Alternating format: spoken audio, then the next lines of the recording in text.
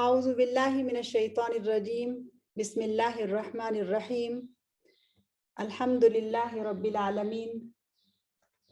وصلی اللہ علی نبینا محمد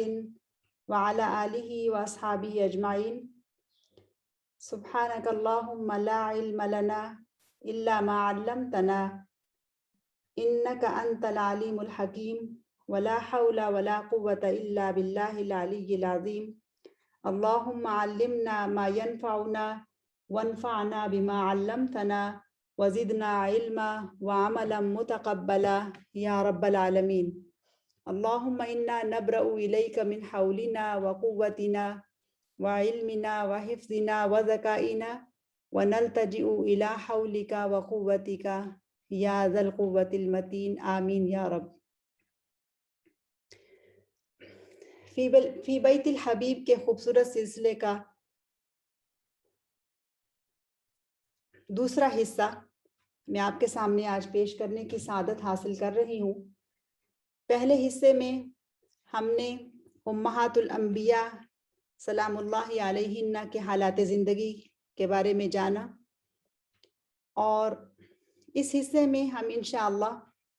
امہات المؤمنین والمؤمنات کی خوبصورت زندگیوں کا جائزہ لیں گے اور یہ دیکھیں گے کہ ان کی زندگی کے بارے میں معلومات حاصل کرنا اور انہیں اپنے لیے اسوہ بنانا کس طرح ضروری ہے، اور کیسے ان ہستیوں سے محبت کی جائے، ایسی محبت کے جو اطاعت کا رنگ اختیار کر لے۔ فی بیت الحبیب صلی اللہ علیہ وسلم میں ہم نبی صلی اللہ علیہ وسلم کے گھر کے اندر ان کی زندگی اور ان کی ازواج مطہرات کی زندگی اور ان کا گزر بسر اور ان کی اسلام کے لیے قربانیاں اور خدمات، ان سب کا جائزہ لیں گے، اور یہ بھی جاننے کی کوشش کریں گے کہ رسول اللہ صلی اللہ علیہ وسلم کی اپنی زندگی کو کس طرح سے امت کے لیے اسوہ بنایا گیا،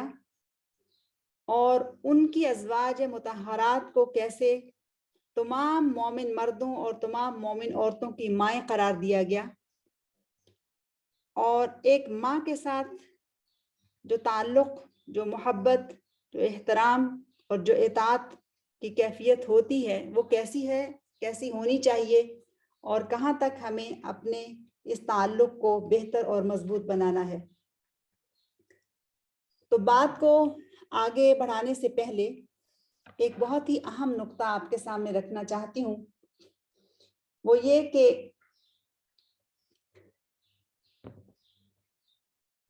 حدیث کی حیثیت وحی کی سی ہے، اور رسول اللہ صلی اللہ علیہ وسلم نے جو کچھ بھی اپنی حیات مبارکہ میں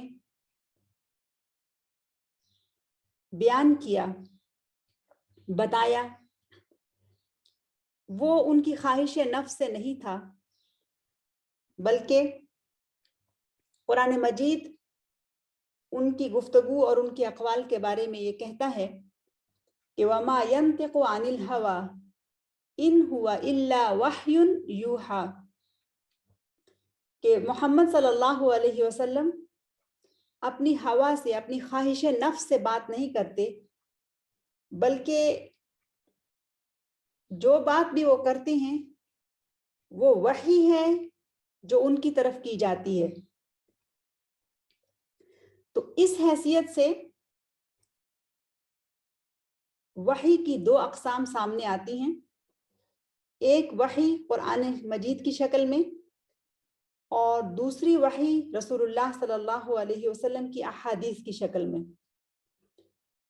اور ان احادیث کی اہمیت قرآن مجید کی اس آیت سے اور زیادہ واضح ہو جاتی ہے۔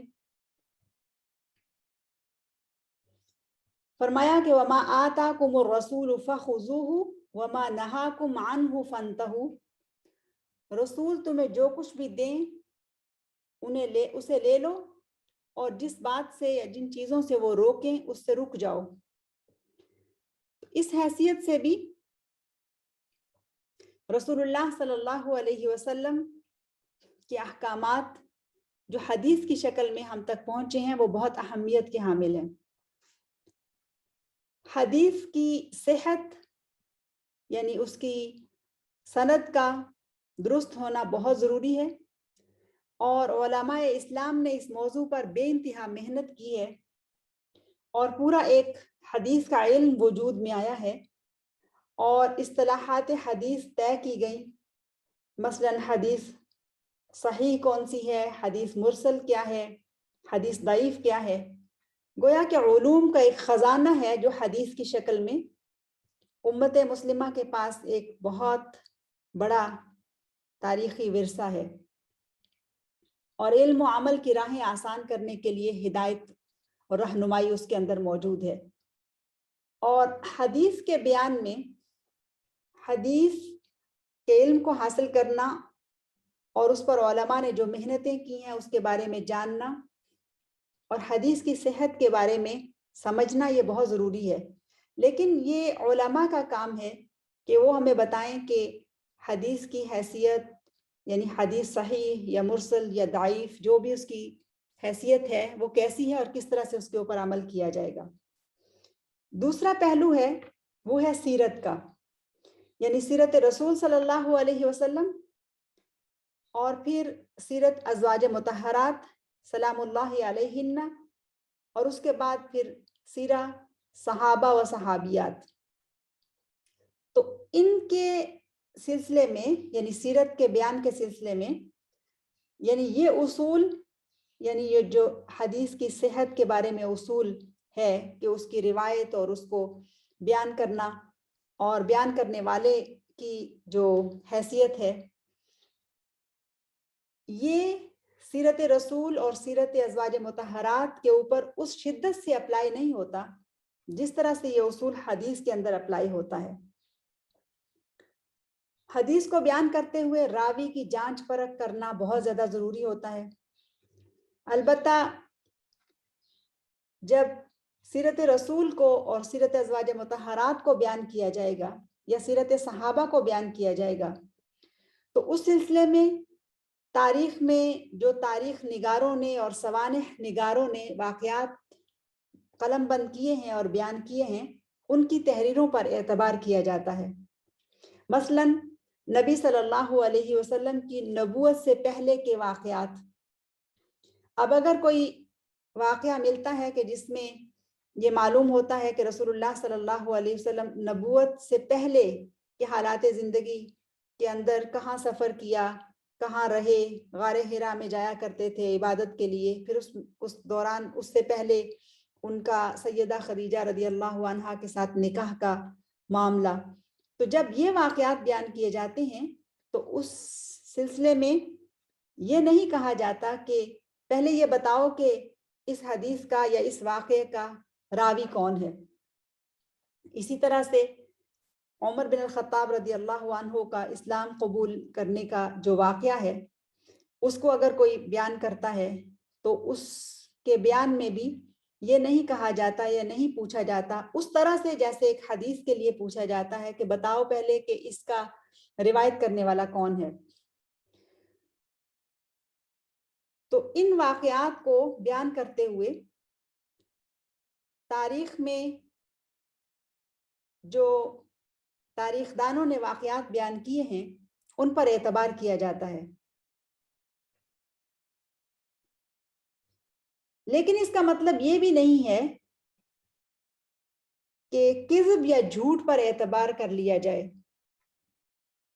کذب اور جھوٹ پر اعتبار نہیں کیا جائے گا، اور اس میں بھی جن لوگوں نے سیرت لکھی ہے انہوں نے بہت احتیاط کی ہے، مگر روایت کرنے والوں کے بارے میں تحقیق اتنی زیادہ مطلوب نہیں ہے جتنی زیادہ احادیث کی سند میں مطلوب ہے۔ اس لیے جب یہ واقعات بیان کیے جائیں گے جو نبوت سے پہلے کے ہیں تو اس میں پھر جو واقعات سیرت کی کتابوں میں لکھے ہیں انہی پر اعتبار کیا جائے گا۔ اب یہ بات سمجھنے کی ہے کہ سب سے پہلا جو منبع یا سورس ہے جو تاریخ اسلامی میں سیرت رسول صلی اللہ علیہ وسلم اور سیرت ازواج مطہرات کو ترتیب دیتا ہے، وہ اس طرح سے ہے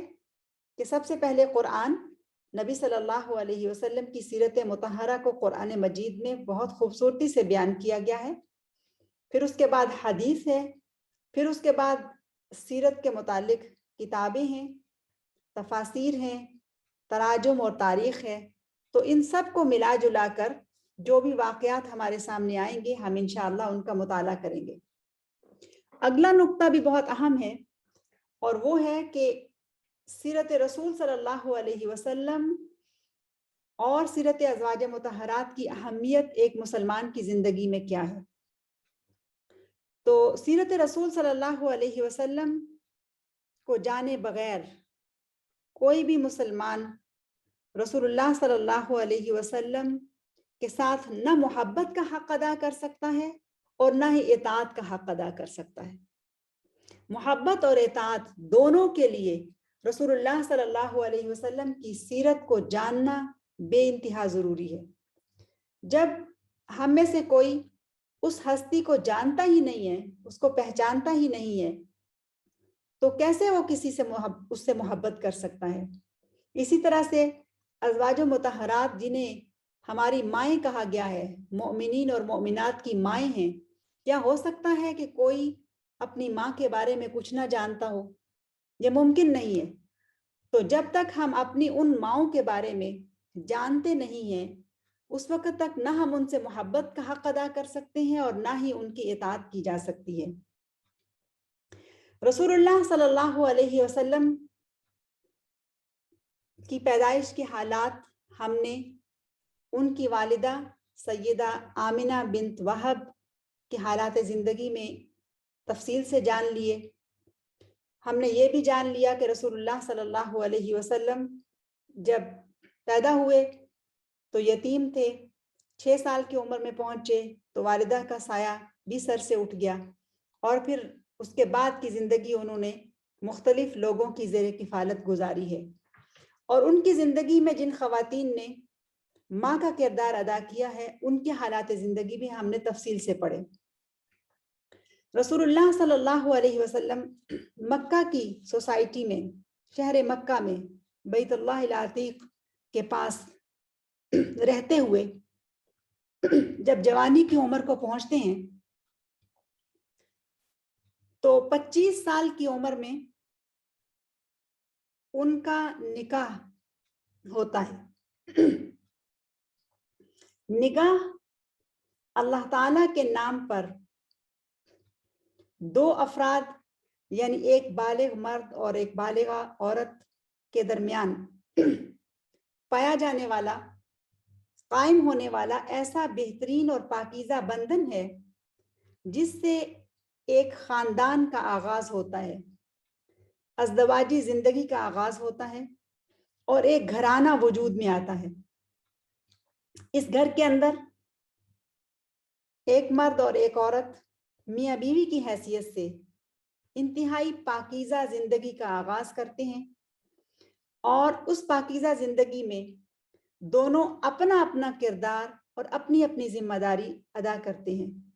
اور اپنا اپنا کردار اور اپنی اپنی ذمہ داری ادا کرنے کے پابند ہوتے ہیں۔ یہ دراصل اس کانٹریکٹ کا، اس نکاح کا حصہ ہے جو انہوں نے اللہ تعالیٰ کے نام پر گواہوں کی موجودگی میں ایجاب و قبول کی شکل میں قبول کیا۔ ان ذمہ داریوں میں سے ایک انتہائی اہم ذمہ داری مرد کا اپنی بیوی کو نان اور نفقہ فراہم کرنا ہے، یعنی اسے ضروریات زندگی فراہم کرنا، کھانا، لباس، چھت۔ اب جب ہم چھت کی بات کرتے ہیں تو یہ چھت ہی ہے جس سے ایک گھر وجود میں آتا ہے، گھرانہ وجود میں آتا ہے، اور اس چھت کے نیچے 2 افراد جب اپنی زندگی کا آغاز کرتے ہیں تو ایک گھرانہ وجود میں آتا ہے۔ وہ چھت یا وہ گھر جسے بیت کہا گیا، وہ بیت، وہ مکان مکین سے بنتا ہے، صرف اینٹوں سے اور گارے سے نہیں، ایک گھر کی تعمیر میں باہمی محبت اور احترام کی اینٹیں اور ایثار اور قربانی کا گارا اور سیمنٹ درکار ہوتا ہے. اور قرآن مجید میں بیت کا لفظ استعمال ہوا ہے اور بارہا استعمال ہوا ہے. لیکن جب بھی کسی ایسی جگہ پہ یہ لفظ استعمال ہوا ہے، بیت کا لفظ، جو فیملی کے لیے ہے، خاندان کے لیے ہے، تو وہاں پر اس گھر کی نسبت مرد کی طرف کرنے کے بجائے عورت کی طرف کی گئی ہے. اور یہ ایک بہت ہی دلچسپ نقطہ ہے قرآن مجید کی بلاغت کے سلسلے میں، جو میں آپ کے سامنے رکھنا چاہ رہی ہوں. اور جب آپ اسے سمجھیں گی تو آپ قرآن مجید کے بلاغہ کو ایڈمائر کر سکیں گی اور سمجھ سکیں گی کہ واقعی قرآن مجید میں کس طرح سے انتہائی خوبصورتی کے ساتھ باتوں کو پیش کیا گیا ہے. قرآن مجید میں جہاں اکثر مقامات پر بیت یعنی گھر کا ذکر ہوا ہے، اسے عورت کے ساتھ مخصوص کر دیا گیا ہے. گویا کہ گھر کے ذکر کے ساتھ ایک عورت کی تکریم، ایک عورت کی عزت، ایک عورت کے جو مشاعر ہیں ان کا بھی احترام اور خیال رکھا گیا ہے. دوسرے لفظوں میں اگر یہ کہا جائے کہ حیات زوجیہ کے اندر، فیملی لائف کے اندر، گھر کی جو حیثیت ہے وہ عورت کے ساتھ ہے، عورت کے وجود کے ساتھ ہے. اور یہ دراصل عورت کا احترام ہے، یہ عورت کا مقام ہے، یہ اس کی تکریم ہے جو اللہ سبحانہ و تعالیٰ نے اور اس کے نبی محمد رسول اللہ صلی اللہ علیہ وسلم نے ایک عورت کے نصیب میں کو دی ہے، اور یہ اس کا نصیب ہے. قرآن مجید کے کنوز یعنی اس کے خزانوں کے اندر جب بھی لفظ بیت یا بیوت استعمال ہوا تو اس میں اگر ہم اس بات کو اس طرح سے سمجھیں کہ بیوتکم لیست بیوتکم، یعنی مردوں سے مخاطب کرتے ہوئے اگر یہ کہا جائے کہ قرآن کا یہ اسلوب ہے کہ تمہارے گھر نہیں، بلکہ انہا بیوت زوجاتکم، بلکہ یہ تمہاری بیویوں کے گھر ہیں. اس بات کو ذہن میں رکھیے گا. اگرچہ گھر مہیا کرنے والا، گھر خریدنے والا مرد ہے اور وہ اس گھر کا مالک ہے، لیکن قرآن مجید میں جہاں کہیں بھی بیوت کا لفظ استعمال ہوا فیملی لائف کے حوالے سے، وہاں پر اس کی نسبت عورت کے ساتھ کی گئی ہے. مثلاً سورہ الطلاق کی پہلی آیت کو اگر آپ سامنے رکھیے تو اس میں جہاں طلاق کے مسائل بیان کیے جا رہے ہیں، وہاں پر آیت کا ایک چھوٹا سا حصہ اس طرح سے آتا ہے، لا تخرجوہن من بیوتہن، لا تخرجوہن من بیوتہن. اس نقطے کے اوپر غور کیجئے گا. من بیوتہن، تم ان عورتوں کو ان کے گھروں سے، ہن ضمیر عورتوں کے لیے ہے، تم ان عورتوں کو ان کے گھروں سے نہیں نکالو. یہ نہیں کہا گیا کہ تم ان عورتوں کو اپنے گھروں سے نہیں نکالو. لا تخرجوہن من بیوتکم، کہ گھر تو تمہارا ہے، اور یہی سمجھا جاتا ہے نا کہ گھر مرد کا ہے. اگرچہ مرد مالک ہے، لیکن یہاں پر جو نقطہ ہے وہ تکریم عورت کا ہے. عورت کی جو تکریم ہے اس کو بیان کیا جا رہا ہے. اگر آپ میں سے کوئی سامنے قرآن مجید کی آیات نکال بھی لے اور ان آیات کے اوپر جو میں آپ کے سامنے رکھنا جا رہی ہوں ان کے اوپر غور کرے تو سمجھے گی کہ کس قدر ان آیات کے اندر بلاغہ موجود ہے. سبحان اللہ. تو فرمایا کہ لا تخرجوہن من بیوتہن، تم ان عورتوں کو ان کے گھروں سے، یعنی عورتوں کے گھروں سے نہ نکالو. گویا کہ یہ گھر عورتوں کی ملکیت ہیں، گھر کی نسبت عورت کی طرف ہے، اگرچہ مالک تو مرد ہے. تو سوال یہ پیدا ہوتا ہے کہ اللہ سبحانہ و تعالیٰ نے یہ جو نسبت گھر کی عورت کی طرف کی ہے، باوجود اس کے کہ ملکیت اس گھر کی مرد کو حاصل ہے، اس کی وجہ کیا ہے؟ تو جن لوگوں نے اس موضوع کو اسٹڈی کیا وہ یہ کہتے ہیں کہ اس سے مراد دراصل عورت کے جو مشاعر ہیں، اس کے احساسات اور اس کے جذبات ہیں، اس کی تکریم کرنا ہے، اس کی عزت افزائی کرنا ہے، اس کو اعتبار دینا ہے. اور یہ صرف اسلام ہے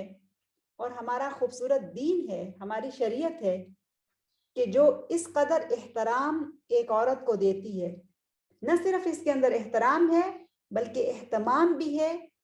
اور اعزاز بھی ہے جو ایک عورت کو دیا گیا ہے. اب آپ ایک اور آیت کے اوپر غور کیجئے. سورہ یوسف کی آیہ نمبر 23 کے اندر جہاں پر وہ قصہ ہے کہ سیدنا یوسف علیہ السلام جب عزیز مصر کے گھر میں تھے اور عزیز مصر کی بیوی ان کے ساتھ خیانت کرتی ہے، وہاں پر جو آیت آئی ہے اس میں الفاظ اس طرح سے ہیں وَرَاوَدَتْهُ الَّتِي هُوَ فِي بَيْتِهَا عَن نَفْسِهِ وَرَاوَدَتْهُ الَّتِي هُوَ فِي بَيْتِهَا ہوا فی بیتہا. یہاں پر بیتہا یعنی جو ضمیر لائی گئی ہے فیمیل مؤنث کے لیے وہ گھر کے ساتھ لگائی گئی ہے. وراودته التي هو في بيتها عن نفسه. یہ نہیں کہا گیا کہ امرأۃ العزیز او راودت امرأۃ العزیز یوسف فی بیتہ،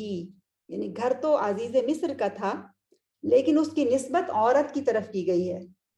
یعنی جس عورت کے گھر میں وہ تھے اس عورت نے ان سے خیانت کا ارادہ کیا.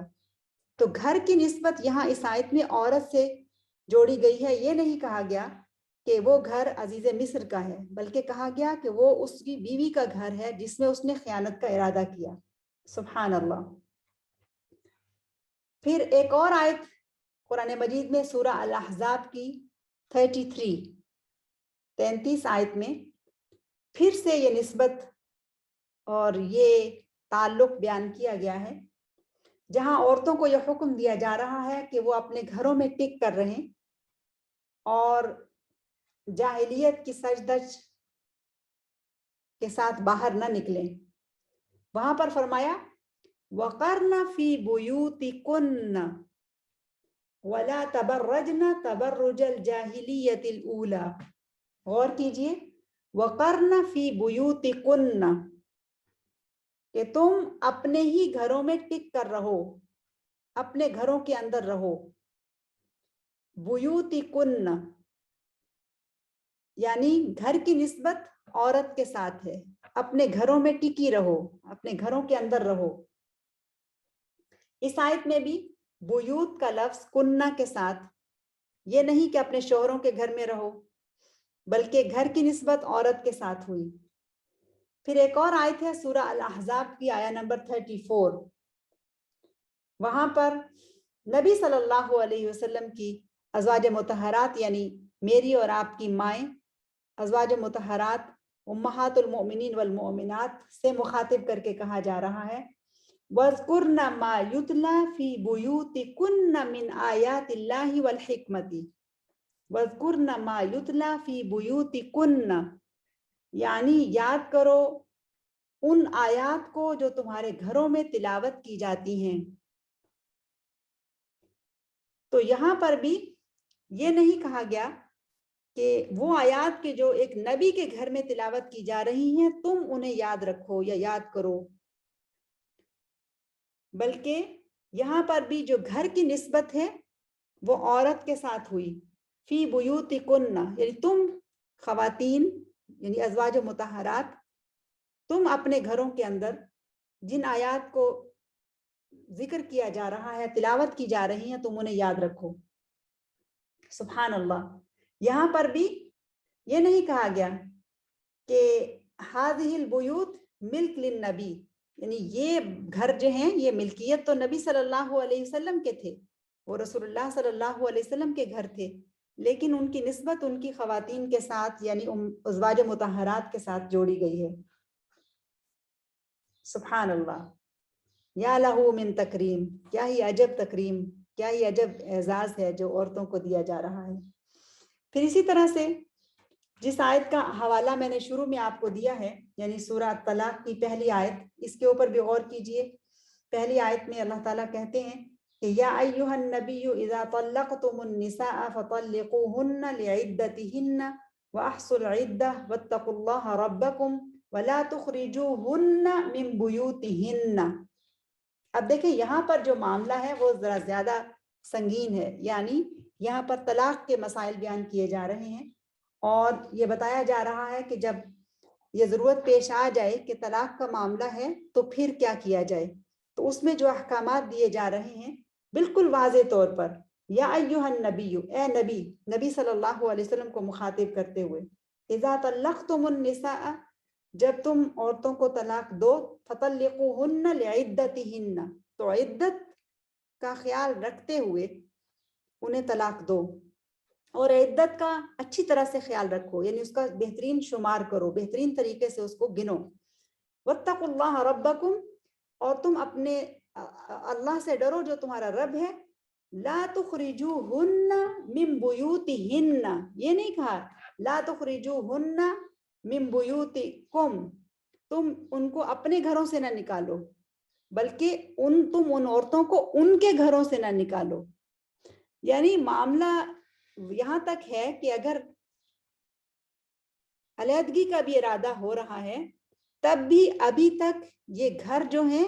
وہ ان عورتوں ہی کے پاس ہیں، اور اس گھر کی تکریم وہ عورتیں ہیں، اس گھر کی رونق وہ عورتیں ہیں، اس گھر کی عزت وہ عورتیں ہیں جو اس گھر میں لا کر بسائی گئی ہیں اور جن کو یہ گھر، یہ چھت مہیا کیا گیا ہے۔ مراد یہ ہے کہ اوقات الخلاف یعنی اختلاف ہے، نزاع یعنی جھگڑے کی شدت ہے، بن نہیں پا رہی، زندگی اکٹھی گزارنی مشکل ہو رہی ہے، اور امور جو ہیں وہ طلاق رجعی تک پہنچ رہے ہیں، تب بھی کیا ہے، ہوا یعنی بیت جو ہے، گھر جو ہے وہ عورت ہی کے ساتھ مخصوص ہے۔ سبحان اللہ۔ اب ایک اور آیت آپ کے سامنے رکھتی ہوں، وہ ہے جہاں پر گھر کی نسبت عورت کے ساتھ کے تعلق سے آئی ہے، اس میں عورت ہی کے بارے میں معاملہ پیش کیا جا رہا ہے۔ سورہ النساء کی آیت نمبر 15 ہے، واللاتی یاتین الفاحشۃ من نسائکم فاستشہدوا علیہن اربعۃ منکم فإن شہدوا فامسکوہن فی البیوت، کہ وہ عورتیں جو فحاشی کی مرتکب ہوں تمہاری بیویوں میں سے، من نسائکم، یعنی وہ عورت کے جو فحاشی میں مبتلا ہو جاتی ہے، تو پھر اس کے ساتھ جو معاملہ کیا جائے گا، فاستشہدوا علیہن اربعۃ منکم، تو 4 گواہ جو ہیں تم میں سے اس پر گواہ بنے، اور اگر وہ گواہی دیں کہ یہ عورت واقعی فحاشی کی مرتکب ہوئی ہے تو آگے کرنا کیا ہے، فَأَمْسِكُوهُنَّ فِي الْبُيُوتِ۔ اب یہاں پر خالی بیوت کا لفظ آیا ہے، یہاں پر یہ نہیں کہا گیا کہ فی بیوتہن، یعنی ان عورتوں کو ان کے گھروں کے اندر ہی روکے رکھو، یہاں پر گھر کی نسبت جو ہے وہ عورت سے کاٹ دی گئی اس آیت کے اندر، یعنی اس عورت کا اس گھر سے اب کوئی تعلق نہیں ہے۔ اس سے پہلے اگرچہ معاملہ طلاق تک بھی پہنچ جائے تب بھی وہ عورت اس گھر کا حصہ ہے، جب تک کہ وہ معاملہ پوری طرح سے ختم نہیں ہو جاتا، عدت وہ اس گھر ہی میں گزارے گی، وہ اس گھر کے اندر ہی رہے گی، وہ گھر اس کا ہے۔ لیکن جہاں پر فحاشی کا معاملہ آ گیا اور وہ کسی بد کرداری کی مرتکب ہوئی ہے تو اس میں پھر اس عورت کا اس گھر کے ساتھ کوئی تعلق نہیں رہا، اور جہاں یہ حکم دیا جا رہا ہے وہاں پر بیوت کا لفظ آیا، فَأَمْسِكُوهُنَّ فِي الْبُيُوتِ۔ اب بیت کا ذکر جو ہے وہ ہنہ کے ساتھ نہیں کیا گیا بلکہ صرف بیوت کہہ کے اس کو چھوڑ دیا گیا۔ سبحان اللہ۔ تو یہ وہ آیات ہیں کہ جو کلام اللہ العزیز یعنی قرآن مجید میں گھر کے ذکر میں عورت کے ساتھ اس کی نسبت کر کے بتائی جا رہی ہیں۔ تو معلوم یہ ہوتا ہے کہ گھر دراصل اگرچہ ملکیت مرد کی ہے لیکن اس کی مالکن عورت ہے، اور عورت ہی کے ساتھ اس گھر کی رونق بھی ہے۔ فی بیت الحبیب صلی اللہ علیہ وسلم کے سلسلہ میں جہاں ہم نے اس کا ٹائٹل یہ رکھا کہ یہ رسول اللہ صلی اللہ علیہ وسلم کا یعنی حبیب صلی اللہ علیہ وسلم کا گھر ہے، لیکن دراصل یہ گھر ان کی ازواج مطہرات کے ہیں، ایک نہیں ایک سے زیادہ گھر۔ اب اس چھت کے نیچے رہنے والی خواتین، ان کے حالات زندگی، اور آنے والے جو چند سیشن ہوں گے انشاءاللہ اس میں ہم انہی مبارک ہستیوں کی زندگی کا مطالعہ کریں گے اور انہی کے بارے میں ہماری گفتگو چلتی رہے گی۔ یہ گھر دراصل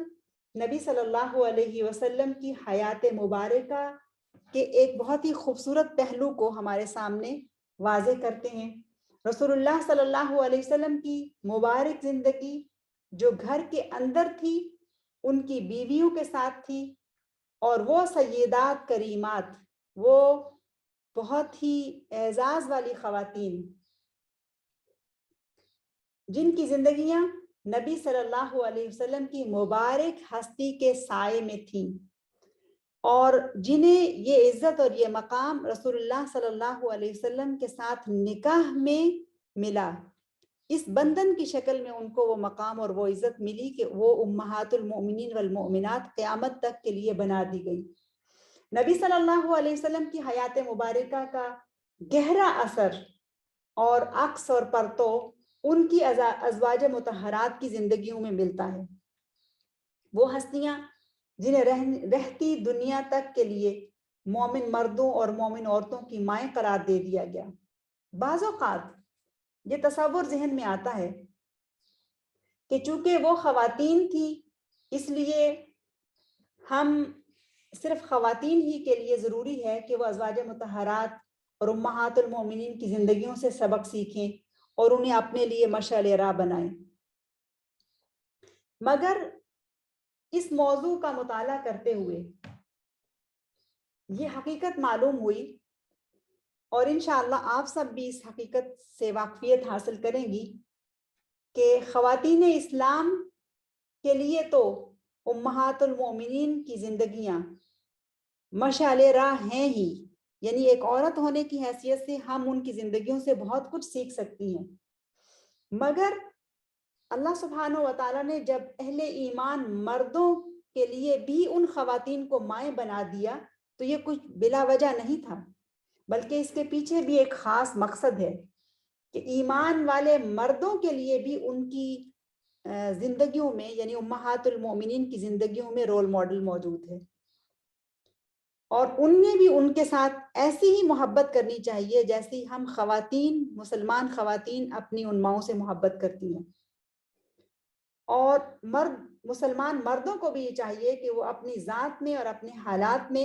اصلاح کے لیے امہات المومنین کی زندگی کا مطالعہ کریں اور رسول اللہ صلی اللہ علیہ وسلم کی خاندانی زندگی اور خالصتاً ازدواجی معاملات میں کس طرح سے وہ اپنی ازواج کے ساتھ حسن سلوک کا معاملہ کیا کرتے تھے، اس کو سمجھیں اور پھر اس پر عمل کریں، حتیٰ کہ جب انہیں کچھ معاملات میں اپنی ازواج کی طرف سے تکلیف بھی پہنچی، اس کے باوجود بھی رسول اللہ صلی اللہ علیہ وسلم کا حسن سلوک اپنی بیویوں کے ساتھ کیسے تھا۔ بلکہ میں تو یہ کہوں گی کہ جب بھی کوئی ایک نوجوان نکاح کا ارادہ کرے تو سب سے پہلے اسے چاہیے کہ وہ سیرت رسول صلی اللہ علیہ وسلم اور سیرت امہات المومنین کا مطالعہ کرے۔ خواتین کے لیے بھی ضروری ہے لیکن مردوں کے لیے اس سے بھی زیادہ ضروری ہے کہ وہ ان دونوں یعنی سیرت رسول صلی اللہ علیہ وسلم اور سیرت امہات المومنین کا مطالعہ کریں۔ تاکہ وہ اپنی ازدواجی زندگی کے لیے اپنے آپ کو تیار کر سکیں۔ ہمارا فوکس اور طرح کی تیاریوں پر تو ہوتا ہے، لیکن رہن سہن اور حسن سلوک کے معاملے میں جو ٹریننگ، جو تربیت ہمیں چاہیے، اس سے ہمارے نوجوان اور ہماری نوجوان خواتین اس سے دور ہوتی ہیں۔ رسول اللہ صلی اللہ علیہ وسلم کے گھر کے اندر جو سیدات کریمات آباد ہوئیں وہ سب حوا کی بیٹیاں تھیں، اور نسوانیت ان کے اندر بھی موجود تھی۔ وہ خواتین تھیں، ان کے اندر مشاعر تھے، جذبات تھے، احساسات تھے، ایسے ہی جیسے ایک عام خاتون کے اندر ہوتے ہیں۔ لیکن وہ خوش قسمت خواتین اس گھر کے اندر لا بسائی گئیں جہاں ان کا نباہ اور معاملہ ایک ایسے انسان کے ساتھ تھا جو ایک عظیم انسان تھا، صلی اللہ علیہ وسلم۔ ایسا انسان جس پر وحی اترا کرتی تھی، صلی اللہ علیہ وسلم، اور ایسا انسان کہ جو آسمان سے اپنے خالق اور مالک رب کے پیغامات وصول کیا کرتا تھا، صلی اللہ علیہ وسلم، اور ایسا انسان کہ جو نہ صرف پوری انسانیت کے لیے بلکہ جنوں کے لیے بھی نبی بنا کر بھیجا گیا، دونوں مخلوقوں کے لیے نبی بنا کر بھیجا گیا۔ اور وہ انسان صلی اللہ علیہ وسلم کہ جو نہ صرف مردوں کے لیے رول ماڈل بنا کر بھیجا گیا بلکہ خواتین کے لیے بھی رول ماڈل بنا کر بھیجا گیا، صلی اللہ علیہ وسلم۔ یہ اس شخصیت کا گھر ہے، اور اس گھر میں بسنے والی گھر والیاں رضوان اللہ علیہن وہ ہستیاں ہیں کہ جن کے شوہر صلی اللہ علیہ وسلم خود اپنے بارے میں یہ کہتے ہیں، قل، جنہیں یہ ہدایت ملتی ہے کہ وہ یہ اپنے بارے میں کہیں، سبحان ربی حل کنت الا بشر رسولا، کہ سبحان اللہ، سبحان تو صرف میرا رب ہے، اسی کی تعریف تقدیس بیان کی جاتی ہے جو رب ہے، اور میں کیا ہوں، حل کنت الا بشر رسولا، میں تو ایک انسان ہوں جسے رسول بنایا گیا ہے۔ یعنی اپنی حیثیت اور مقام اور مرتبہ کو وہ امت کے سامنے پیش کرتے ہیں۔ اور وہی عظیم ہستی محمد رسول اللہ صلی اللہ علیہ وسلم کہ جن کی گھر والیوں کے بارے میں بھی یہ کہا گیا کہ یا نساء النبی لستن کاحد من النساء، اے نبی کی بیویوں، تم کسی اور عورت کی طرح کی، کسی عام عورت کی طرح کی عورتیں نہیں ہو، لستن کاحد من النساء، یعنی تمہیں رسول کے گھر میں آباد کر کے تمہارا مقام اور مرتبہ بہت بڑا اور عظیم کر دیا گیا، تمہیں رول ماڈل بنا دیا گیا، تمہیں امہات المومنین بنا دیا گیا، والمؤمنات۔ اگر نبی صلی اللہ علیہ وسلم کے گھر کی بات کی جائے تو رسول اللہ صلی اللہ علیہ وسلم کا ایک گھر نہیں تھا بلکہ کئی گھرانے تھے جہاں ان کے ازواج مطہرات رہتی تھیں۔ ان گھروں کے اندر رسول اللہ صلی اللہ علیہ وسلم آرام فرمایا کرتے تھے، اپنی بیویوں کے ساتھ مل جل کر رہتے تھے، کھاتے پیتے تھے۔ ان گھروں کے اندر حوائج بشریہ کی تکمیل ہوا کرتی تھی۔ رسول اللہ صلی اللہ علیہ وسلم اپنی ازواج مطہرات کو وقت دیا کرتے تھے، ان کے ساتھ مل بیٹھ کر گفتگو کیا کرتے تھے، کبھی کبھار قصے کہانیاں سنائے جاتے تھے، سنتے بھی تھے، سناتے بھی تھے، جس میں ایک اہم واقعہ ابو ذر کے بارے میں ہم نے شمائل میں بھی پڑھا ہے۔ یہ وہی مبارک گھرانے تھے کہ جن کے اندر وحی آیا کرتی تھی، یہ وہی مبارک گھر تھے کہ جن کے اندر جبریل آیا کرتے تھے، پھر یہی وہ مبارک گھرانے تھے کہ جس کے اندر وحی الہی کی آیات تلاوت کی جایا کرتی تھی اور احکامات آیا کرتے تھے اور ان احکامات کے اوپر عمل ہوتا تھا۔ یہ وہی گھرانے تھے کہ جن کی نسبت ازواج مطہرات کے ساتھ ہے، کہ نبی کی بیویوں کے گھر، کہ جہاں پر نبی صلی اللہ علیہ وسلم تہجد کے لیے لمبا قیام کیا کرتے تھے، تہجد کی رونق ہوا کرتی تھی، اور اتنا لمبا قیام ہوا کرتا تھا کہ تہجد کے قیام میں یا قیام اللیل کے دوران رسول اللہ صلی اللہ علیہ وسلم کثرت سے قرآن مجید کی تلاوت کیا کرتے تھے۔ صرف ایک یا چند چھوٹی سورہ نہیں، بلکہ بڑی بڑی صورتوں میں سے سورہ البقرہ اور سورہ آل عمران اور سورہ النساء ایک ہی رات کے قیام کے اندر تلاوت کی جایا کرتی تھی، اور انہی گھروں کے اندر رسول اللہ صلی اللہ علیہ وسلم اپنے رب کے ساتھ راز و نیاز کیا کرتے تھے، دعا و التجا ہوا کرتی تھی۔ تو ذرا اندازہ لگائیں کہ کہنے کے تو یہ گھر ہے، اور وہ رسول اللہ صلی اللہ علیہ وسلم ہمارے حبیب محمد صلی اللہ علیہ وسلم کے گھر ہیں، ایک نہیں ایک سے زیادہ، لیکن وہ گھر بہت خاص گھر ہیں۔ اور رسول اللہ صلی اللہ علیہ وسلم کے گھرانوں کی جب بات کی جائے تو اس کو دو حصوں میں تقسیم کیا جا سکتا ہے۔ مکہ میں ایک ہی گھر تھا، شادی سے پہلے رسول اللہ صلی اللہ علیہ وسلم کے بچپن کی طرف اگر جایا جائے تو والد کا گھر، جس میں وہ اپنی والدہ کی مائیت میں کم و بیش 3 سال رہے، اور اس کے بعد پھر جب وہاں سے نکلے مدینہ منورہ گئے، یعنی یثرب گئے، وہاں سے واپس آئے، تو وہ گھر اگرچہ ان کی ملکیت میں تھا، لیکن پھر اس کے بعد رسول اللہ صلی اللہ علیہ وسلم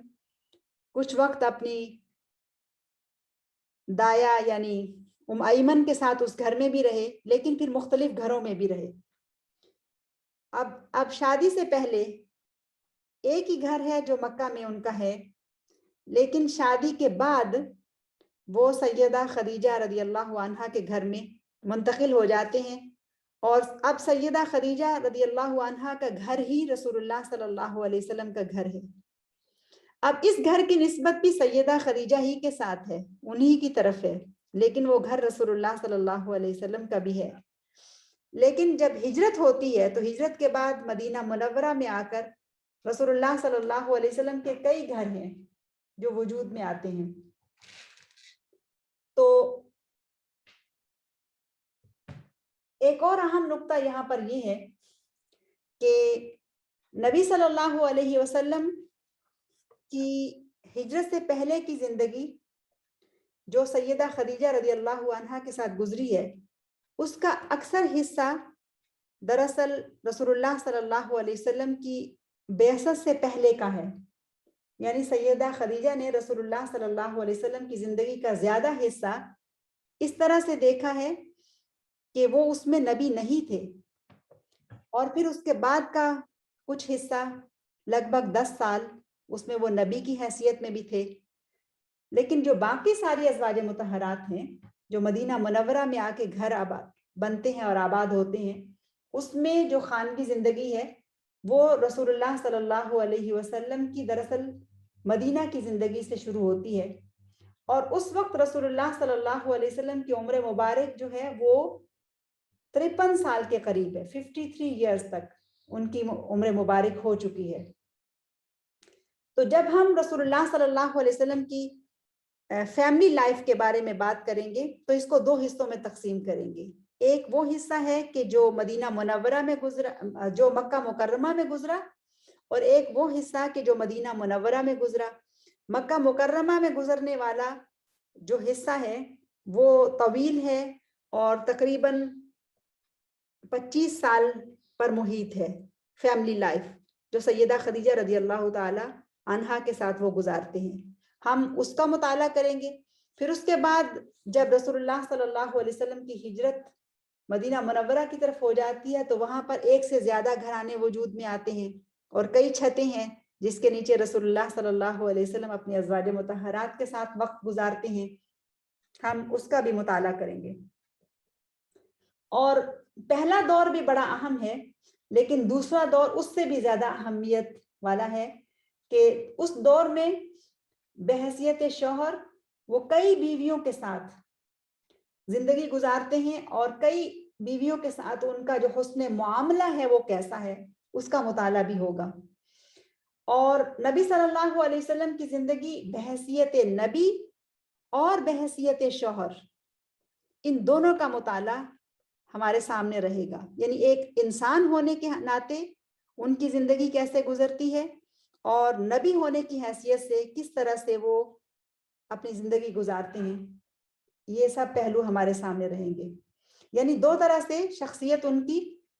زوجن رجلن اور نبیًا رسولا، دو طرح سے ہم ان کی پرسنالٹی کا، ان کی شخصیت کا مطالعہ کریں گے۔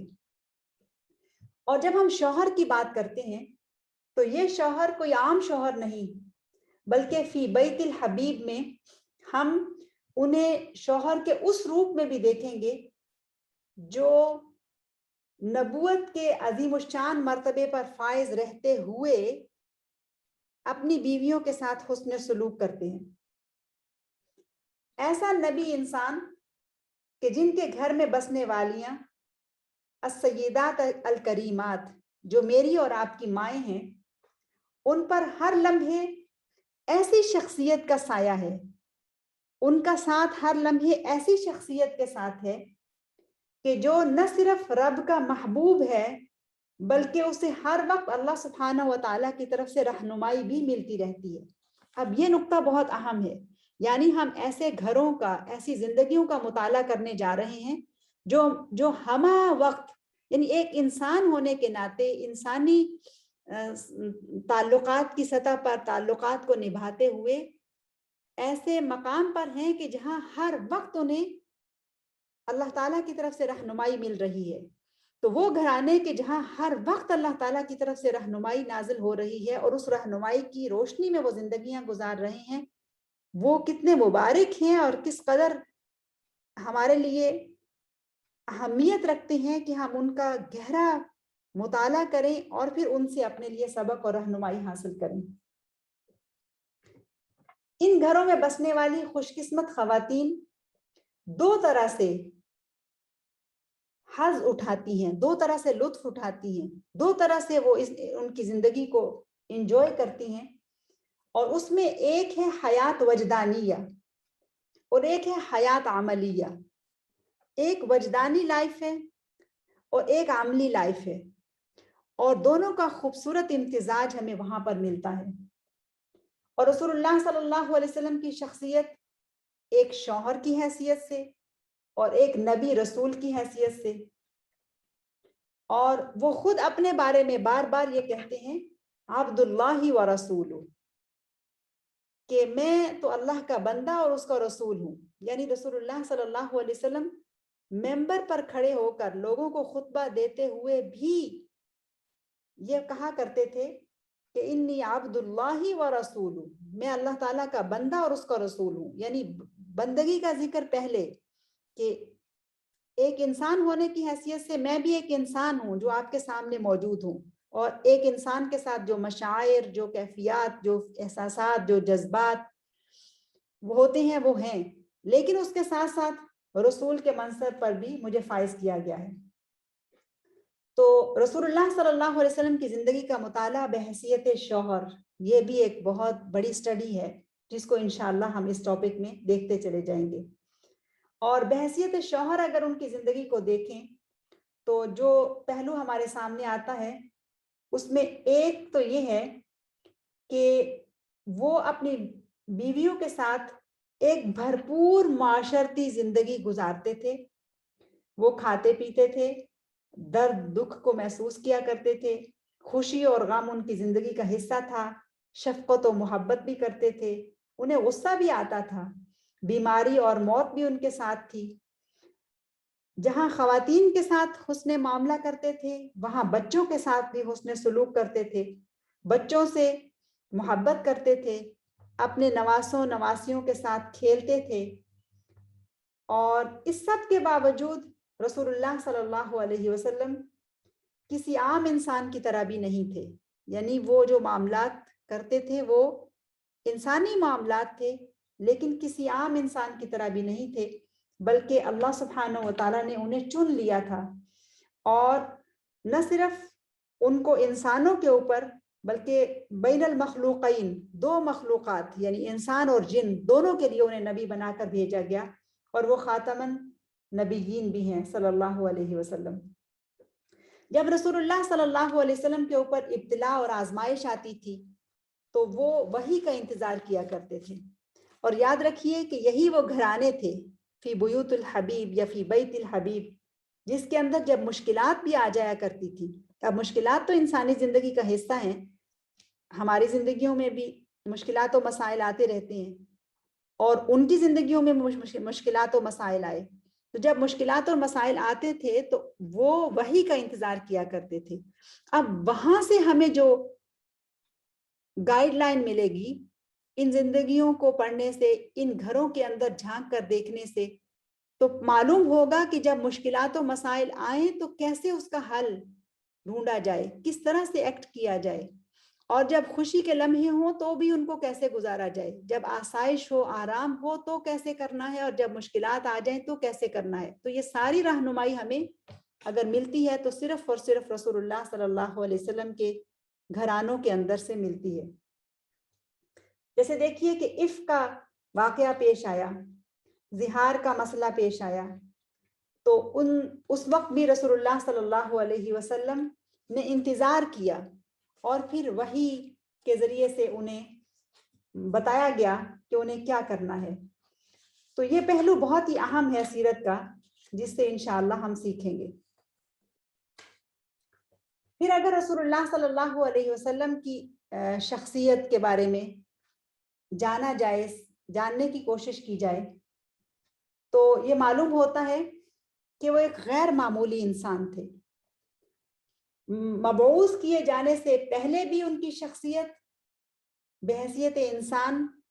ایک غیر معمولی شخصیت تھی، اور نہ صرف وہ ظاہر میں ایک غیر معمولی انسان تھے،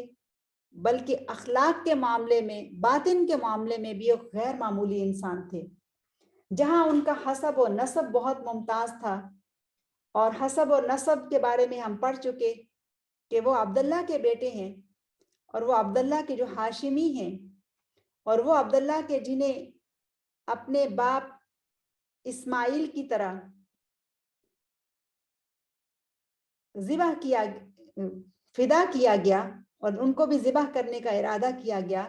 اور ان کی قربانی بھی پیش کی گئی، اور وہ بیت الحبیب صلی اللہ علیہ وسلم کے مطالعہ میں ایک اہم حیثیت رکھتے ہیں کہ رسول اللہ صلی اللہ علیہ وسلم کے والد ہونے کی حیثیت سے ان کا مکہ کے اندر کتنا بڑا مقام تھا اور کتنی عزت تھی۔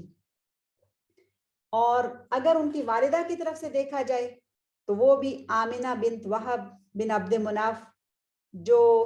قریش کی ایک بہترین خاتون ہیں حسب اور نسب کے اعتبار سے اور مقام اور مرتبے کے اعتبار سے۔ تو اگر اس پہلو سے دیکھا جائے تو بھی، اور پھر اگر اخلاق عالیہ اور صفات کاملہ کا مطالعہ کیا جائے تو عبداللہ کا یتیم اور آمنہ کا لاڈلا، والدین کی تربیت اور رہنمائی کے بغیر، یعنی 6 سال کی عمر میں تو والدہ سے بھی محروم ہو گئے، اب کوئی ہے بھی نہیں کہ جو اچھی طرح سے ان کو تربیت دے۔ اس کے باوجود بھی وہ ایک بہترین انسان کی حیثیت سے نشو و نما پاتے ہیں، اور جن کو ان کے رب نے نہیں چھوڑا، ما ودعاک ربک وما قلی، اللہ سبحانہ و تعالیٰ نے خود ان کی تربیت کی، چونکہ ان کو آگے جا کر نبی بننا تھا، اور انبیاء کی تربیت کی ذمہ داری اللہ سبحانہ و تعالیٰ خود لیتے ہیں، چونکہ وہ خود ان کو چنتے ہیں، اس لیے خود ان کی ذمہ داری کو قبول کرتے ہیں۔ تو موسیٰ علیہ السلام کے بارے میں اللہ تعالیٰ یہ فرماتے ہیں وَلِتُسْنَا عَلَىٰ عَيْنِي، کہ سارا واقعہ بیان کرنے کے بعد یہ کہا جاتا ہے کہ یہ سب ہم نے اس لیے کیا کہ تم ہماری آنکھوں کے سامنے بڑے ہو، تربیت پاؤ، نشو و نما پاؤ۔ تو ایسے ہی نبی صلی اللہ علیہ وسلم کے بارے میں کہا گیا ما ودعاک ربک وما قلی، تیرے رب نے تجھے چھوڑا نہیں، بلکہ تو اس کی ڈائریکٹ تربیت میں تھا، ان کی ڈائریکٹ دیکھ بھال میں تھا. اللہ سبحانہ و تعالیٰ کی طرف سے خاص حمایت اور خاص تربیت اور خاص نصرت ان کو حاصل تھی صلی اللہ علیہ وسلم. اور رسول اللہ صلی اللہ علیہ وسلم کی خوبصورت زندگی کا جب ہم مطالعہ کرتے ہیں، خاص طور پر شمائل محمدیہ صلی اللہ علیہ وسلم کو جب پڑھتے ہیں تو یہ معلوم ہوتا ہے کہ خوبصورت رانا ہاشمی نوجوان جسے شہر مکہ کا بچہ بچہ جانتا تھا اور صادق اور امین کے نام سے اسے پہچانا جاتا تھا، اور بن ماں باپ کے ہونے کے باوجود اس نے کبھی کسی سے جھگڑا نہیں کیا، کبھی کسی سے زیادتی نہیں کی، کبھی کسی کو برا بلا نہیں کہا، کبھی کسی کو دکھ نہیں دیا، بلکہ وہ سوسائٹی کے جس میں ہر طرف برائیاں تھیں، بت پرستی، شرک، شراب نوشی، خرافات، یہ سب کچھ تھا، میلے ٹھیلے، نوجوانوں کا آوارہ ہونا. شہر مکہ میں کیا نہیں تھا خرافات میں سے، اور شہر مکہ کے اکثر سے بھی زیادہ نوجوان اس ماحول کا حصہ تھے. مگر اس ماحول میں رہتے ہوئے بھی ان چیزوں سے کوسوں دور، جھگڑوں سے دور، شرافت کے ساتھ، امانت دیانت کے ساتھ، اگرچہ مختلف لوگوں کی زیر تربیت ہیں لیکن پھر بھی صادق الامین کا لقب پاتے ہیں. دیانتداری، ہمدردی، ایثار اور قربانی کا پیکر ہمارے نبی محمد الرسول اللہ صلی اللہ علیہ وسلم. یہ ہے ان کی شخصیت جو اسلام سے پہلے کی ہے، اور اس کا ایک ایسا خوبصورت نقشہ ہمارے سامنے آتا ہے. دوسری طرف جب ہم ان کی عائلی زندگی کے بارے میں جاننے یا سمجھنے کی کوشش کرتے ہیں تو جو بات سمجھ میں آتی ہے وہ یہ کہ 25 سال کی عمر میں جب وہ مکہ شہر کے اندر ایک عورت سے نکاح کرتے ہیں تو وہ عورت بھی وہ کوئی کل کی نوجوان بچی نہیں ہے، بلکہ پختہ عمر کی تجربہ کار ایک ماہر تاجرہ خدیجۃ الکبریٰ بنت خویلد، جس سے اہل مکہ بخوبی واقف تھے. مکہ کا کوئی شخص ایسا نہیں تھا، کوئی بچہ ایسا نہیں تھا، کوئی عورت ایسی نہیں تھی جو خدیجہ کو نہ جانتی ہو رضی اللہ عنہا. اپنے اندر موجود خوبیوں اور خداداد صلاحیتوں کے سبب ہی یہ وہ خاتون ہے کہ جو پہچان گئی رسول اللہ صلی اللہ علیہ وسلم کے مقام اور مرتبے کو، اور پہلی وحی کے موقع پر ہی انہوں نے اپنے شوہر یعنی محمد صلی اللہ علیہ وسلم کی ہمت بندھاتے ہوئے وہ تاریخی الفاظ کہے جو رہتی دنیا تک کے لیے صرف سیدہ خدیجہ رضی اللہ عنہا ہی سے منسوب رہیں گے. سبحان اللہ. اور وہ کیا تھا، کیا کہا انہوں نے؟ واللہ ما یخزیک اللہ ابدا، واللہ ما یخزیک اللہ ابدا. اللہ کی قسم، اللہ تعالیٰ آپ کو کبھی بھی رسوا نہیں کرے گا، اللہ تعالیٰ کبھی بھی آپ کو ضائع نہیں کرے گا. سیدہ وہ واحد خاتون ہے کہ جنہوں نے نبوت سے پہلے 15 سال کا عرصہ محمد صلی اللہ علیہ وسلم کو بحیثیت انسان شوہر کے دیکھا. یہ نقطہ بھی بہت اہم ہے کہ ایسی خاتون کے جو 15 سال کا عرصہ ایک شخص کے ساتھ گزارتی ہیں، اس وقت وہ ابھی نبی نہیں ہیں لیکن ایک بھرپور مثالی اور خوشگوار زندگی ان کے ساتھ گزارتی ہیں. اور بعد میں آنے والی تمام ازواج مطہرات نے انہیں ایک شوہر اور ایک نبی کی حیثیت سے دیکھا، لیکن سیدہ خدیجہ کا یہ اعزاز ہے رضی اللہ عنہا کا کہ انہوں نے ان کو صرف ایک شوہر کی حیثیت سے بھی دیکھا اور بھرپور زندگی ان کے ساتھ گزاری. نبوت، مقام اور مرتبہ، غلبہ، اقتدار اور اتباع کرنے والوں کی ایک بڑی تعداد اور مثالی تعداد، ان سب کے ساتھ ساتھ رسول اللہ صلی اللہ علیہ وسلم کامیاب ترین شوہر، بہترین باپ اور بہترین مربی کے روپ میں یہ روپ ہیں جو بعد کی ازواج مطہرات دیکھتی ہیں. اس کے باوجود رسول اللہ صلی اللہ علیہ وسلم کی عاجزی کی انتہا یہ ہے کہ وہ اپنی انکساری کا اظہار ان الفاظ میں کرتے ہیں، انا ابن امرأت قریش تأکل القدید، میں تو قریش کی اس عورت کا بیٹا ہوں جو سوکھی روٹی کے ٹکڑے بھی کھا لیا کرتی تھی، صلی اللہ علیہ وسلم۔ تو رسول اللہ صلی اللہ علیہ وسلم کی حیات مبارکہ کا جب ہم مطالعہ کرتے ہیں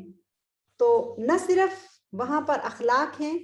بلکہ وہاں پر بہترین حسن بھی موجود ہے، اور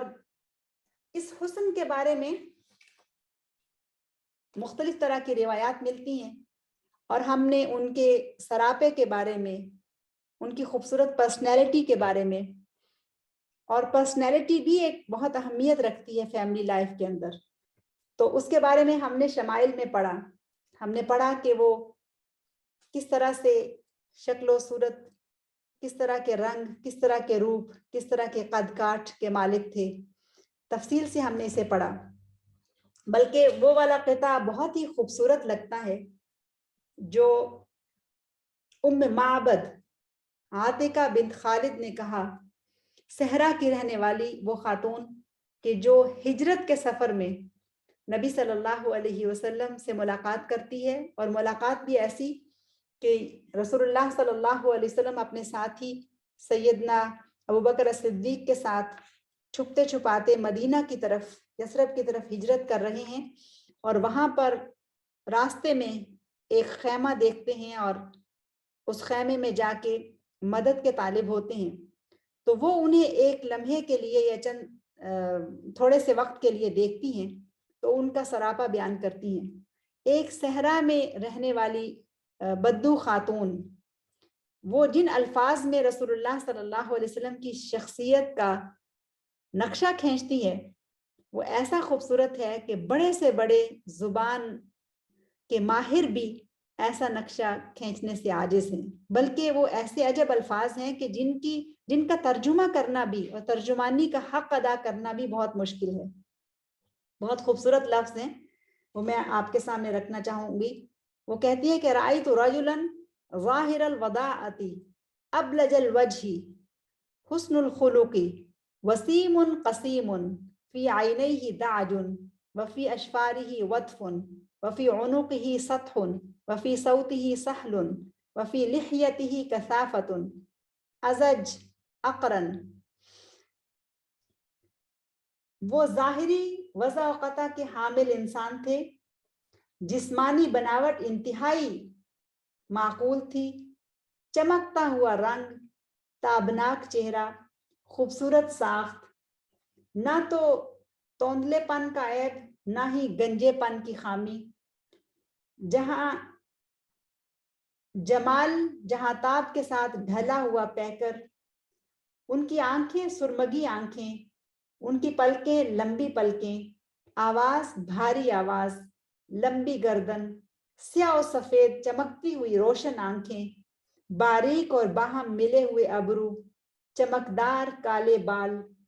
جب وہ خاموش ہوں تو بے انتہا باوقار لگیں، جب وہ گفتگو کریں تو بہت زیادہ پرکشش لگیں، صلی اللہ علیہ وسلم۔ دور سے دیکھنے میں سب سے زیادہ تابناک اور پرجمال، یعنی اگر دور سے دیکھا جائے تو بھی انتہائی خوبصورت پرسنالٹی سامنے آ جائے، اور قریب سے دیکھیں تو سب سے زیادہ خوبصورت اور شیریں، اور سب سے زیادہ خوبصورت سراپے کے مالک۔ گفتگو کریں تو چاشنی ہی چاشنی، بات کریں تو واضح اور دو ٹوک، ان کی بات نہ مختصر اور نہ ہی فضول، انداز بیان ایسا کہ گویا پروئی ہوئی لڑی سے موتی جھڑ رہے ہیں۔ اور اگر قد کاٹ کی بات کی جائے تو درمیانہ قد، نہ بہت لمبا اور نہ ہی بہت چھوٹا، نہ ایسا چھوٹا کہ نگاہ میں نہ جچے اور نہ ہی اتنا لمبا کہ ناگوار لگے،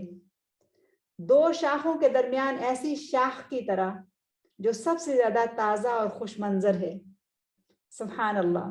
ام معبد کہتی ہیں دو شاخوں کے درمیان ایسی شاخ کی طرح ہیں جو سب سے زیادہ تر و تازہ اور خوش منظر ہے،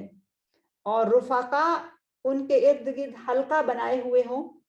تو جب وہ کچھ کہیں کچھ فرمائیں تو ان کے رفقا ان کی بات کو توجہ سے سنتے ہیں، کوئی حکم دیں تو لپک کر بجا لاتے ہیں، نہ وہ ترش رو ہیں اور نہ ہی لغو گو، مطاع مکرم، یعنی وہ کہ جن کی اطاعت کی جاتی ہے اور وہ کہ جن کی تعظیم کی جاتی ہے۔ تو رسول اللہ صلی اللہ علیہ وسلم کے سراپے کو اگر ہم جاننا چاہیں تو ہم اس طرح سے ان کے سراپے کو دیکھ سکتے ہیں کہ ایسی خوبصورت پرسنالٹی والا شخص جب 25 سال کی عمر میں پہنچ کر اپنا گھر آباد کرنے کا ارادہ کرتا ہے تو کس طرح کی شخصیت ان کی سامنے آتی ہے۔ اب جب ہم یہ بات کرتے ہیں کہ رسول اللہ صلی اللہ علیہ وسلم کی مکہ کی زندگی میں ان کا ایک ہی گھر تھا، لیکن مدینہ کی زندگی میں ان کے ایک سے زیادہ گھرانے تھے، اور آپ سب کو معلوم ہے کہ رسول اللہ صلی اللہ علیہ وسلم نے سیدہ خدیجہ کی زندگی میں کوئی اور نکاح نہیں کیا، لیکن اس کے بعد انہوں نے پھر ایک سے زیادہ نکاح کیے ہیں، اور اس کی بھی کئی ساری وجوہات ہیں۔ اب میں کچھ وقت کے لیے بہت اہم باتیں آپ کے سامنے رسول اللہ صلی اللہ علیہ وسلم کے ایک سے زیادہ گھر یا ایک سے زیادہ ازواج کے حوالے سے رکھنا چاہتی ہوں۔ وہ اس لیے بھی کہ بعض اوقات ہم خود بھی اور بعض اوقات دوسروں کی باتیں سن کر ہم اس الجھن کا شکار ہو جاتے ہیں کہ رسول اللہ صلی اللہ علیہ وسلم نے ایک سے زیادہ گھر کیوں بنائے، یعنی ایک سے زیادہ فیملیاں، ایک سے زیادہ خاندان، ایک سے زیادہ ازواج کیوں رکھی۔ اس پس منظر میں امت کو حاصل ہونے والے فوائد کیا ہیں، اور خاص طور پر جب غیر مسلم بات کرتے ہیں رسول اللہ صلی اللہ علیہ وسلم کے بارے میں تو ان کے ہاں تو یہ اعتراض بہت زیادہ ہے، اور جب غیر مسلم خواتین سے بات ہو تو وہ رسول اللہ صلی اللہ علیہ وسلم کی ایک سے زیادہ شادیوں پر اعتراض کرتی ہیں یا غیر مسلم بھی کرتے ہیں، اور جب ان کی طرف سے کوئی بات ایسی آتی ہے تو ہمارے پاس خود ان کے اس اعتراض کا جواب دینے کے لیے کچھ نہیں ہوتا، کیونکہ ہم نے خود رسول اللہ صلی اللہ علیہ وسلم کی زندگی کو اس طرح سے نہیں پڑھا جیسا کہ پڑھا جانا چاہیے تھا۔ اور کبھی کبھی تو ایسا ہوتا ہے کہ اچھے بھلے مسلمان بھی دوسروں کے اعتراضات سن کر اور مستشرقین اور غیر مسلموں کی نکتہ چینیاں سن کر نبی مہربان سے بدظن ہو جاتے ہیں۔ تو میں کچھ وقت لے کر آپ کے سامنے یہ بات رکھنا چاہتی ہوں کہ جب ہم نبی صلی اللہ علیہ وسلم کی ایک سے زیادہ ازواج مطہرات امہات المومنین کی زندگیوں کے بارے میں بات کریں گے تو اگر وہ ہمارے لیے رول ماڈل ہیں تو اس رول ماڈل کے اندر بھی رسول اللہ صلی اللہ علیہ وسلم کی حیات مبارکہ کے اس پہلو میں کتنے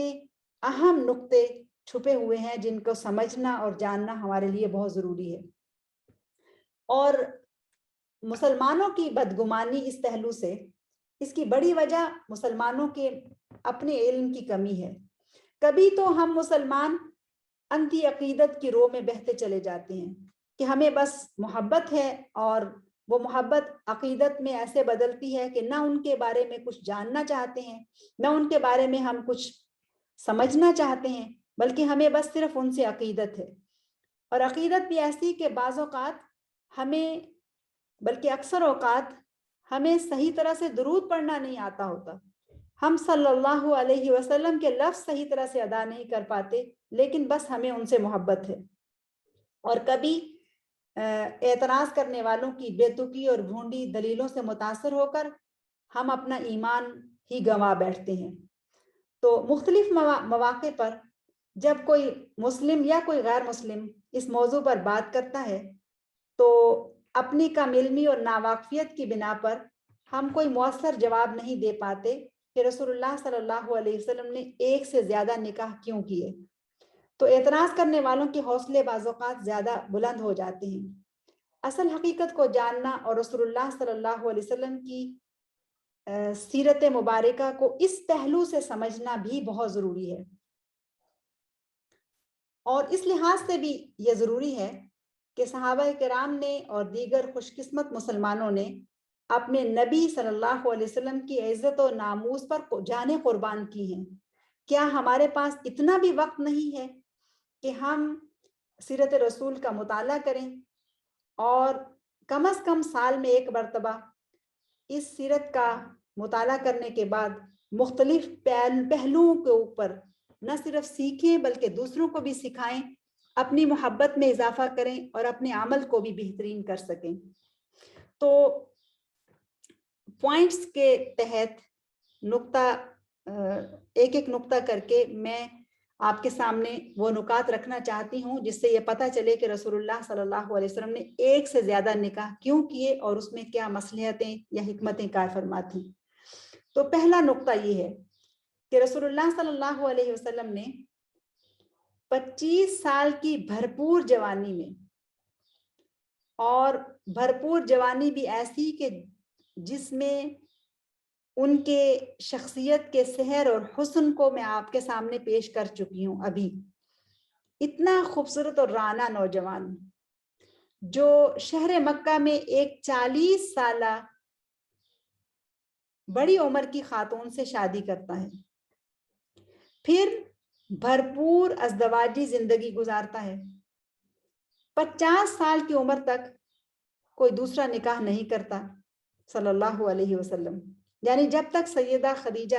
رضی اللہ عنہا زندہ رہیں انہوں نے کوئی دوسری شادی نہیں کی، اور اس وقت سیدہ خدیجہ کی عمر 65 سال تھی جب ان کی وفات ہوتی ہے۔ تو 50 سال کی عمر تک ایسی خاتون کے ساتھ بھرپور ازدواجی زندگی گزارنا جن کی عمر 65 سال تک ہے، جبکہ رسول اللہ صلی اللہ علیہ وسلم خود جب وفات پا گئے ہیں تو ان کی عمر 63 سال ہے، 63 ہیں صرف، لیکن 50 سال گزارے ہیں اس عورت کے ساتھ کہ جن کی وفات ہوتی ہے اور وہ 65 سال کی ہے۔ کسی شخص پر اگر نفسانی خواہشات کا غلبہ ہو تو وہ ایک بیوہ عورت کے ساتھ 25 سال کیوں کر گزار سکتا ہے، جبکہ مکہ کی اس سوسائٹی میں دوسرا نکاح کرنا ایک عام اور معمولی بات تھی۔ ذرا اس بات پہ سوچیں، یہ پہلا نقطہ ہے۔ دیگر نکاح میں آنے والی خواتین، ان میں بھی ایک کے علاوہ باقی سب یا بیوائیں تھیں یا مطلقات تھیں۔ رسول اللہ صلی اللہ علیہ وسلم کا دوسرا نکاح سیدہ سودا سے ہوتا ہے، اور سیدہ سودا کے ساتھ نکاح کا مقصد ہے، انشاءاللہ اس کی تفصیل ہم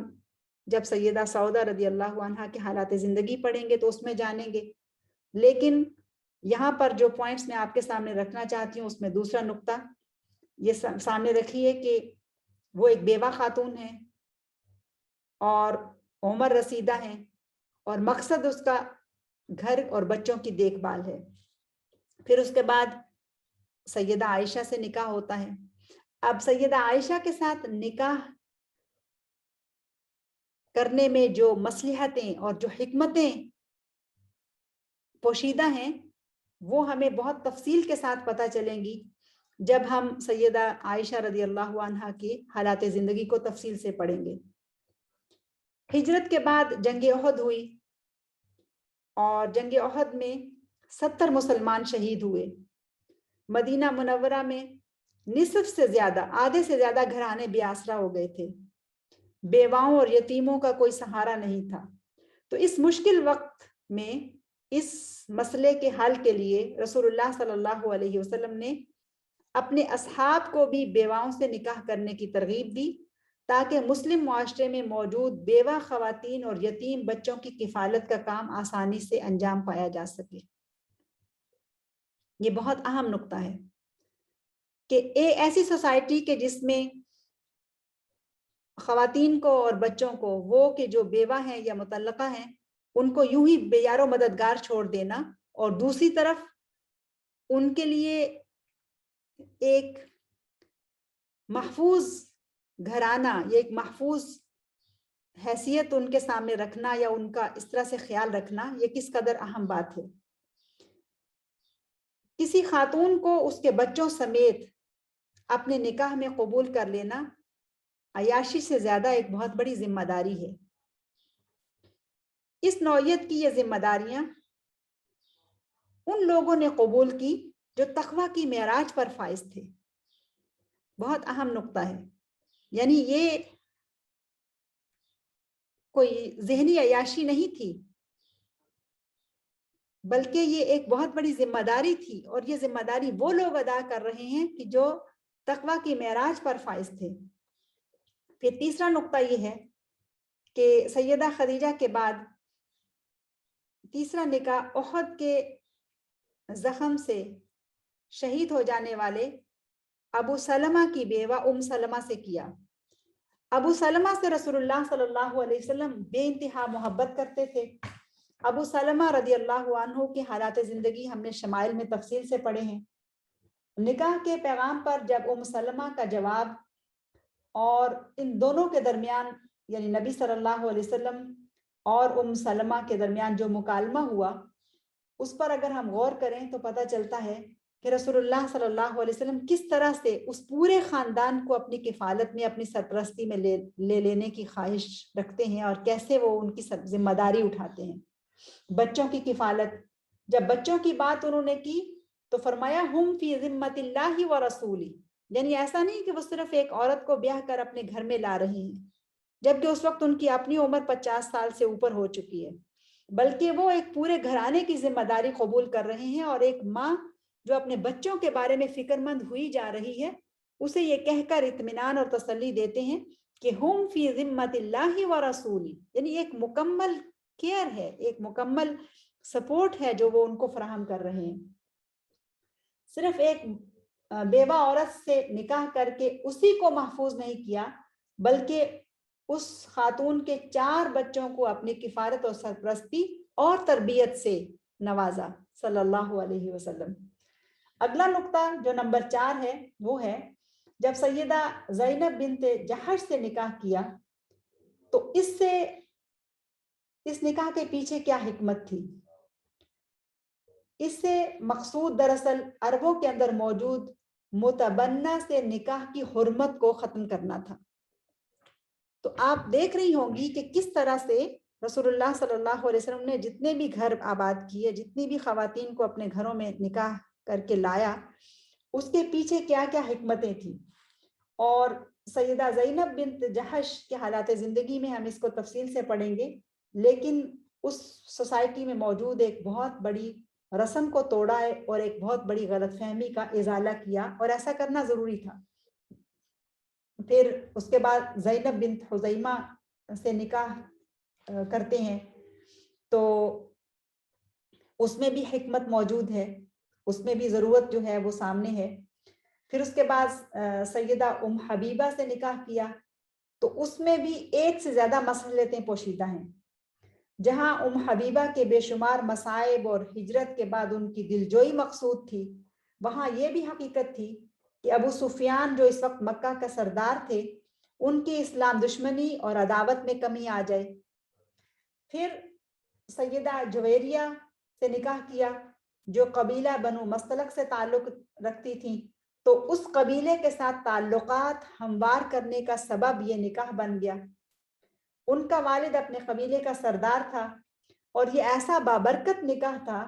جس نکاح کی برکت سے اس قبیلے کے 100 گھرانے آزاد ہو گئے اور سب کے سب لوگ مسلمان ہو گئے. پھر اس کے بعد اگلا نکاح جو رسول اللہ صلی اللہ علیہ وسلم نے کیا وہ خیبر کی لڑائی میں یہودی سردار کی قید ہو کر آنے والی بیٹی سیدہ صفیہ ہیں، اور صحابہ کرام نے باہم مشورے سے رسول اللہ صلی اللہ علیہ وسلم کو اس نکاح پر آمادہ کیا. وہ قیدی کی حیثیت سے یا لونڈی بنا کر نہیں رکھی گئیں، جو کہ ایک قبیلے کے سردار کی بیٹی تھی، اور بلکہ انہیں آزاد کیا گیا اور باعزت طور پر ایک قوم کے سردار کی بیٹی کو دوسری قوم کا عظیم لیڈر اپنے حرم کی عزت بناتا ہے، اور اس سے یہود دشمنی میں بھی کمی واقع ہوتی ہے. پھر سیدہ میمونہ سے نکاح، اور یہ نکاح بھی ایسا بابرکت تھا کہ جس کی وجہ سے نجد کے علاقے میں اسلام پھیلا. ان شادیوں کا ایک مقصد یہ بھی تھا کہ لوگ قانونی رشتوں میں یعنی نکاح کے رشتے میں منسلک ہو کر رسول اللہ صلی اللہ علیہ وسلم کے اور قریب آ جائیں کہ جب ایک شخص کسی بھی قبیلے کا داماد بنتا ہے تو رشتہ قریب ہو جاتا ہے، اور وہ عرب اپنے داماد کی بہت عزت کرتے تھے، اور یہ لوگ رسول اللہ صلی اللہ علیہ وسلم کے قریب آ کر ان کے اخلاق عالیہ سے سیکھ سکیں اور اس کا مشاہدہ کر سکیں، اور قریب آ کر دیکھ سکیں کہ رسول اللہ صلی اللہ علیہ وسلم کی زندگی کتنی مبارک زندگی ہے۔ داماد کے احترام کی روایت عربوں میں موجود تھی، اور اس طریقے سے قبیلوں کے اندر جو دوری تھی اس کو ختم کیا گیا اور قربت پیدا کی گئی۔ پھر اسی طرح سے علوم اسلامیہ کا سرچشمہ قرآن حکیم ہے، اور رسول اللہ صلی اللہ علیہ وسلم کی حیات طیبہ ہے۔ اطیعوا اللہ و اطیعوا الرسول کا حکم قرآن مجید میں موجود ہے، قرآن کی حفاظت کا وعدہ بھی موجود ہے۔ تو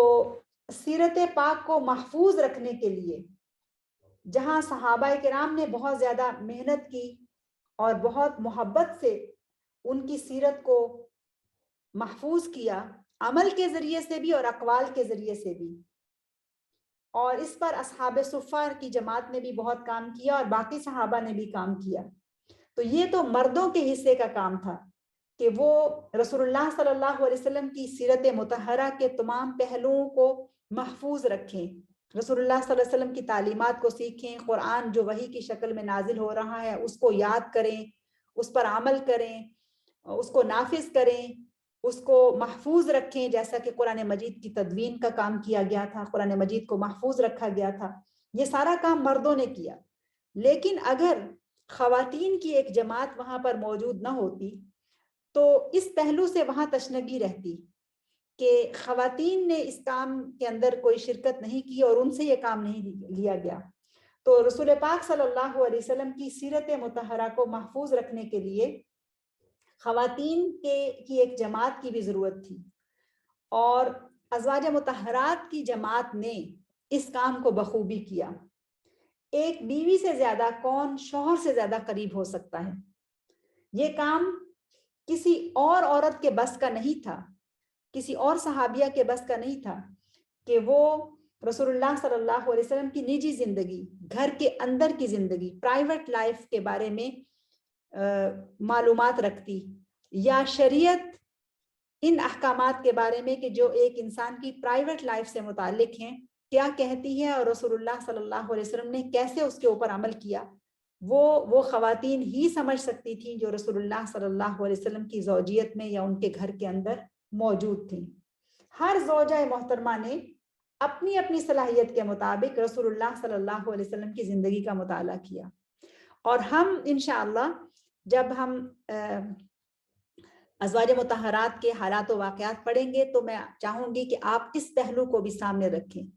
آج میں جتنے بھی پوائنٹس آپ کو بتا رہی ہوں ان پوائنٹس کی روشنی میں ہم نے آگے چل کے ان خواتین کی زندگیوں کو پڑھنا ہے اور رسول اللہ صلی اللہ علیہ وسلم کی زندگی کا بھی مطالعہ کرنا ہے۔ تو ہماری ان ماؤں نے بہت محنت کی، ہماری ان سے محبت ہے، اور میں چاہوں گی کہ یہ محبت پہلے سے بھی زیادہ ہو جائے، اور ہم ان کی زندگیوں کو بہت اچھی طرح سے مطالعہ کرنے کے بعد ان کو اپنے لیے رول ماڈل بنائیں اور ان سے بہت کچھ سیکھ کر اپنی زندگی کو روشن اور منور کر سکیں۔ تو ہر زوجہ محترمہ امہات المؤمنین والمؤمنات نے اپنی اپنی صلاحیت کے مطابق رسول اللہ صلی اللہ علیہ وسلم کی زندگی کا مطالعہ کیا، اسے سمجھا، سیرت طیبہ کے ان پہلوؤں کو امت کے سامنے پیش کیا جن کے بارے میں جاننا کسی صحابی کے لیے ممکن نہیں تھا، حتیٰ کہ وہ پہلو کے جو اتنے قریب ترین ساتھی کہ اس طرح سے آتا ہے، سیدنا علی کہتے ہیں رضی اللہ عنہ کہ جب میں دیکھا کرتا تھا رسول اللہ صلی اللہ علیہ وسلم کو کہ وہ گھر سے باہر آ رہے ہیں تو ان کے ایک طرف ابو بکر صدیق ہیں اور دوسری طرف عمر الفاروق ہیں، وہ کہیں سفر میں جا رہے ہیں تو ایک طرف ابو بکر صدیق ہیں اور دوسری طرف عمر الفاروق ہیں، وہ کہیں کسی سے ملاقات کے لیے جا رہے ہیں تو ایک طرف ابو بکر صدیق ہیں اور دوسری طرف عمر الفاروق ہیں، وہ کہیں کسی کے ہاں کھانے پہ جا رہے ہیں، مدعو ہوئے ہیں تو وہاں پر بھی ایک طرف ابو بکر صدیق ہیں اور ایک طرف عمر الفاروق ہیں۔ تو یہ جو دو ساتھی ہیں جو رسول اللہ صلی اللہ علیہ وسلم کے ہر وقت ساتھ تھے، اور سیدنا علی تو بہرحال ان کے اہل البیت کا حصہ تھے، وہ تو اس سے بھی زیادہ وقت ان کے ساتھ گزار رہے تھے، اس کے باوجود بھی ان کے لیے رسول اللہ صلی اللہ علیہ وسلم کی زندگیوں کو، ان کی پرائیویٹ لائف کا مطالعہ کرنا یا جاننا ممکن نہیں تھا، اور یہ کام دراصل ازواج مطہرات نے کیا۔ اور وہ خوبصورت زندگی کہ لیلہا کا نہارہا، کہ جس کی راتیں بھی دن کی طرح روشن ہیں،